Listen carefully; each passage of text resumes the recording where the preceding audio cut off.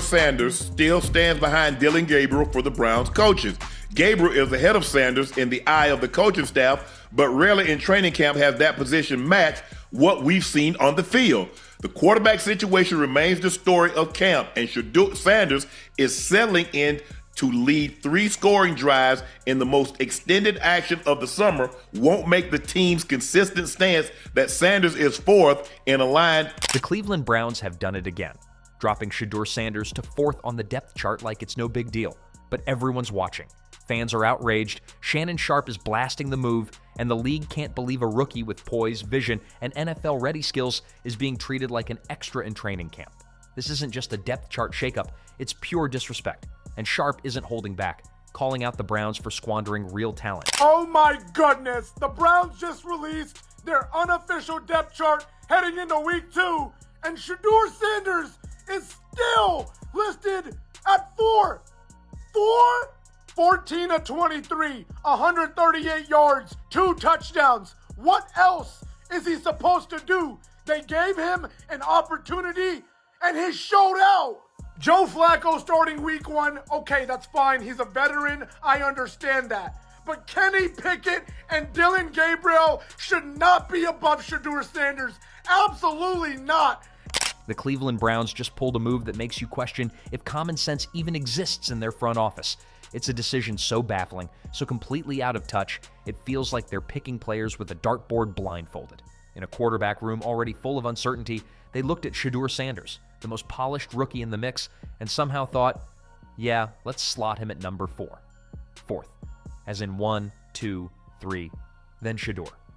The math isn't just questionable, it's downright disrespectful. Less perplexing. No reasonable person thinks Sanders will be fully ready to lead a team and consistently attack a complicated defense 3 weeks from now. He's shown enough talent and growth, however, to make anyone believe he should be on the team and have a chance to develop into a starting quality player. Sanders is talented. His throw out of the end zone to wide receiver Greg Lavardin in the preseason opener, and his floater down the sideline to receiver Luke Floria later are proof. Until we see Sanders get practice reps with the number 1 offense, we can't believe the Browns view him as having much of a shot to be the number 2 when the season began. I agree with what they're saying. And Shannon Sharpe? Oh, he wasn't having any of it, not even close. He didn't just call it out, he roasted it. Staring down that absurd QB depth chart, he asked, what exactly are y'all watching in practice? Because if Shedeur is really the 4th best quarterback on this roster, then someone in Cleveland seriously needs an eye exam. And probably a job review while they're at it. Number 2 role still up for grabs. You guys still competing for that number 2 role? Number 2 role? Like number 2 string quarterback. Oh, Yeah. honestly, bro, I really don't look into that. I don't care. Whenever it's time for me to get out there and play, I'm going to play. Whenever it's time for the lights to come on, I'm going to do my thing. I'm not concerned about when it is. I'm not concerned about, how many reps I'm getting at this point is what it is. Because I know when the lights come on, when everything go on, when the pressure's on, you know who I am. And I'm always be that way. Let's be clear. Shedeur Sanders didn't come to Cleveland to be a backup's backup. He arrived with a reputation, relentless work ethic, and a resume that dwarfs most rookies in this draft class. This is the guy who ran an entire college offense like a seasoned veteran. The guy who stood tall behind a shaky offensive line and made NFL throws look effortless. And yet, in Cleveland, he's treated like a warm body in camp. 4th string? Really? Get on down there. I'm trying to get down to the 50s. I'm trying to get to the 30s. I'm trying to get to the 20s. I'm trying to be, when they talk about the 5 best receivers, when they talk about the 10 best receivers, I needed them to talk about you. Yeah, for sure. That's my goal. I want to be at the top of my position. I'm just keep grinding and stay focused and continue to work on my craft and work to be better than I was the year prior. And I'm still chase that each and every day and every year. Well, let me ask you this. Look, when you came out in the draft, I said he's the best guy in the draft. And I knew you were in the draft with Jefferson and you were in the draft with CeeDee Lamb. So I'm not going to do high insight. And those guys are having phenomenal seasons. Why do you think the main reason it didn't work for you and I think I know the reason why, but I want to hear you say it. I want to hear what you have to say. Shannon Sharpe, a man who knows talent when he sees it, could spot the nonsense from a mile away. He's been in enough quarterback rooms to separate a project from a prodigy. And make no mistake, Shedeur is the real deal. The kid reads defenses like an open book, manipulates safeties, drops perfect throws on the move, and carries himself with the calm of someone who's already battled through the fire. Yet here come the Browns, acting like he's just a clipboard holder, like he should sit quietly behind three guys who wouldn't even sniff a starting role on most rosters. Black and white sports reporters, well, I swear to you, I was not making another Browns video today. I had a New York Giants Jackson Dart video all lined out, had all my ducks in a row, just about to hit record when the Cleveland Browns done went and did this. They have announced their unofficial depth chart, and this is per the ClevelandBrowns.com website for their third preseason game versus the Rams, and to tell you that the Browns fandom, more specifically the Shedeur Sanders fandom, is crashing out on a new level. And I got to tell you, right now, this QB2 situation. And here's the kicker. Fans aren't buying it either. Cleveland's own supporters are raising eyebrows. Social media exploded with comments like, wait, how is Shedeur behind these guys? And if he's not at least number 2, we're doing something wrong. One fan even wrote, I've been a Browns fan for 30 years, and I've seen this before. We overlook the most talented player until we're 2-6 and desperate. And honestly, they're not wrong. This franchise has a knack for turning potential into squandered opportunity, almost like they enjoy it. Shannon Sharpe gets it. He sees talent when he sees it, and what he sees in Shedeur is special. A quarterback with rare intangibles. Not just arm strength or footwork, but leadership, vision, command. This is a kid who doesn't blink under pressure, doesn't flinch when the pocket collapses. He reads defenses in a flash, makes smart decisions, and threads darts through tight windows. And the Browns? They reward him with a seat at the end of the bench. 4th string. That's not just a questionable move, it's a crime against football logic. One, I think, just consistency just throughout the whole offense, and just a lot of moving pieces and a lot of stuff that I had to deal with when it comes to playing football, such as injuries, different quarterbacks each in every game, different coaching staff, so that's something that could really affect a wide receiver and his, but now that I got the opportunity to really, had a healthy season, being able to. Let's be real. This isn't about Shedeur being unprepared. It's about a franchise trapped in old habits, too scared to hand the keys to a rookie who might already outplay the overpaid veterans. Because make no mistake, this isn't just about development, it's about politics. It's about protecting egos, not football. If performance mattered, Shedeur would already be taking second-team reps. He'd be 1 injury away from starting, not 3 meh quarterbacks removed from the field. The Browns are trying to play it safe, but in doing so, they're playing it stupid. Fans aren't blind. They saw what Shedeur did at Colorado, commanding the offense, rallying his team, making plays under pressure that some NFL starters still can't. And now they're watching him sit behind guys who throw more checkdowns than touchdowns. The people see it, and so does Shannon Sharpe. I mentioned it at the very end of my last video that hasn't been out but like 2.5 hours, that it would be, watch it. I said, I think, quote, watch him mess around and put Kenny Pickett as QB2. Well, son of a bitch. I don't know what to tell you guys. But they have put Kenny Pickett as QB2 right there. he hadn't played a snap this preseason at all during a game. Dylan Gabriel is QB3. Shedeur Sanders is QB4. This is why Shannon went off. Not just because he believes in Shedeur Sanders, but because he's seen this before. Talented black quarterbacks overlooked for no reason. Told to wait their turn, while lesser players get the playbook handed to them. Shannon Sharpe doesn't play that game. He calls it like it is. Mishandling, mismanagement, a masterclass in wasting a golden opportunity. You can feel it in every word. This kid deserves better. Not tomorrow, not someday. Now fans are furious because they know how this goes. The Browns start 1-3. The fan base demands change. And when it's too late, they finally throw Shedeur in, behind a collapsing line in a desperate situation, and say, see, he wasn't ready. But he was. They just didn't trust him, didn't believe the tape, didn't listen to the guy shouting the truth from the start, Shannon Sharpe. Because all I know is that what I keep hearing is what you're telling me what he can't do.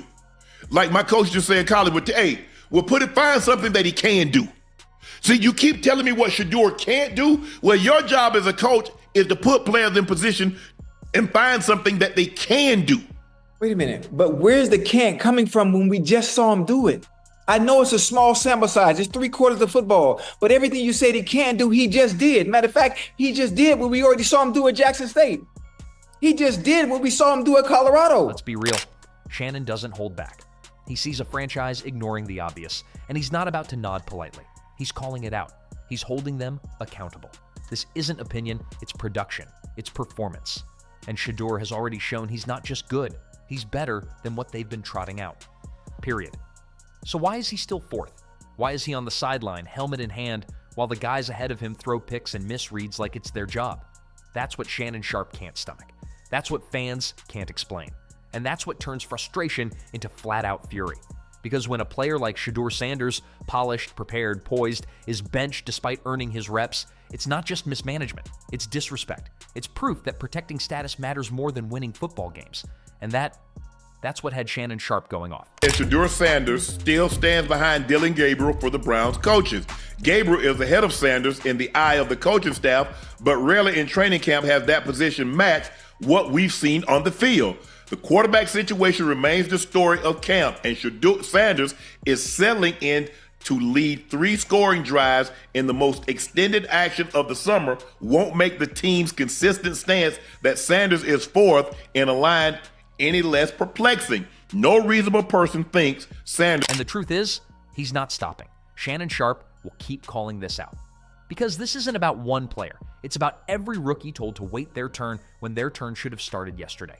It's about every young QB who's earned their shot but gets buried under politics and pride. It's about playing the best man, not the most senior, not the most familiar, not the one with the biggest contract, but the best.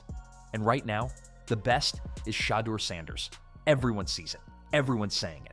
Everyone's waiting on the Browns to get the memo. But until they do, Sharpe will keep turning up the volume. Because this isn't just a bad depth chart. It's a bad look. And the longer Cleveland ignores it, the louder the firestorm grows. Zoom out and it's painfully clear. This isn't a surprise, it's tradition. Treating Shedeur Sanders like a fourth-string throwaway isn't a one-off mistake. This is the Browns, a franchise that's made quarterback mishandling an art form. Getting over this, you went out in them streets and them streets wasn't hot for you, so now you go back to the old thing. That's what they've done. Instead of looking at Dillon Gabriel and looking at Shedeur Sanders and saying, can one of these young men be our franchise quarterback of the future, knowing that we have 2 first-round picks in 2026? Make sure you know what's in your building before you have to go scout and evaluate those next crop or that next crop of quarterbacks. And so for me, they took the easy way out. But Adam Schefter said it yesterday, right? When we look at the depth chart, who's listed as number 2 is now what's important. Is that Kenny Pickett, and you're going to say, okay, now we're going to play the 2 older guys, or are you going to be getting either Dillon Gabriel or Shedeur Sanders ready to play, like Chris said in the break?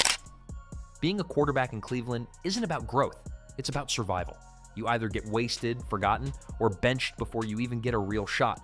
Shedeur is just the latest casualty in a long line of lost opportunities. Shannon Sharpe knows this history all too well.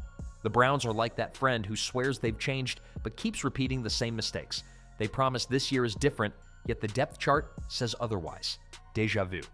If Shedeur Sanders had landed on a team with vision, a team that values potential and gives young talent a chance, he wouldn't be stuck behind 3 guys who couldn't scare a defense if their lives depended on it. He'd already be fighting for meaningful reps. Look at other franchises. The Texans didn't hesitate to hand the reins to C.J. Stroud. If you look at the stats, you'd clearly see that Shedeur Sanders is already the 4th best QB in Browns team history. Yep. He's thrown 0 interceptions, which is a franchise record, and he's lost 0 games, so he's undefeated. Yep. So by my ranking, I currently have Shedeur Sanders at number 4 behind Bernie Kosar, Joe Flacco, and Spurgeon Wynn.